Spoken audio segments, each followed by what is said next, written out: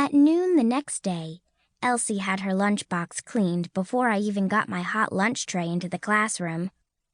She sat with her hands folded, staring first at Sharon and then at me. Halfway through the lunch period, Mr. Douglas, the principal, walked in. He's a great, big, joking man. At least he is if you aren't a troublemaker. He walked around the room asking kids how they liked their lunches. When he came to Elsie, he said, "And where's your lunch, young lady?" I ate it. She never really looked at grown-ups, but kept her face pointing down.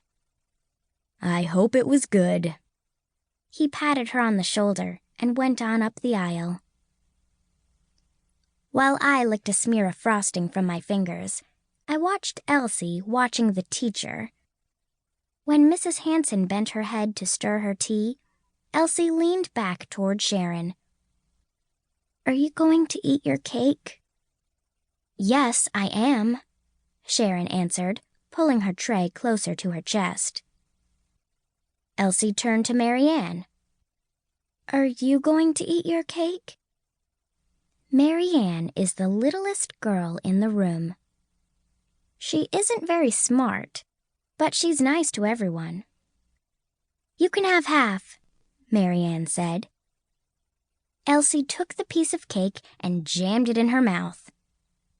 Mrs. Hanson was at Elsie's desk in a flash. "Elsie, what are you doing?" Elsie was so surprised, her mouth flopped open with the hunk of chocolate cake hanging on her lower teeth. "Elsie, spit that out into the wastebasket, and don't let me catch you disobeying me again." Mrs. Hanson's voice was so sharp, I shivered. Elsie spit the cake into the wastebasket while we all craned our necks to watch her. When she was back at her desk, she took out her reading book, opened it to the middle, and stared at the pages.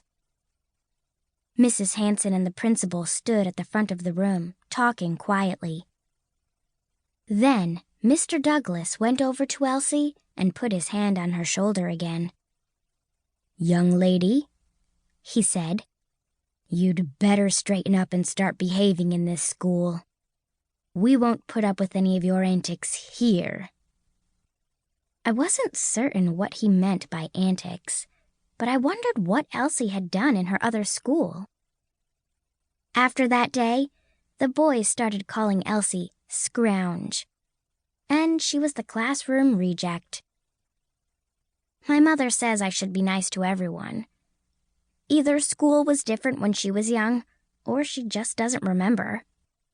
I'm not a mean girl, but I do have best friends. There are girls like Marianne who will play with anyone, and everyone still likes them. There's nothing to hate about Marianne. She's little and friendly, and she will lend you anything. My mother says Marianne has character. I told my mother Marianne works all day and only gets C's. Mother said grades aren't everything. She says things like that, but when I bring home my report card, I better have only A's and B's. So Marianne talked to Elsie, but nobody else went near her. Elsie kept standing by the school wall at recess. She hardly moved, unless she saw some kid who had sneaked candy out on the playground. Then she walked right up and asked for a piece. She couldn't scrounge at lunchtime because Mrs. Hanson watched her like a hawk. Mrs. Hanson didn't pick on kids for no reason, but she could hang right on you if you were doing something bad. The only one she had trouble catching was Jack. Most of the time, he was just too sneaky for her.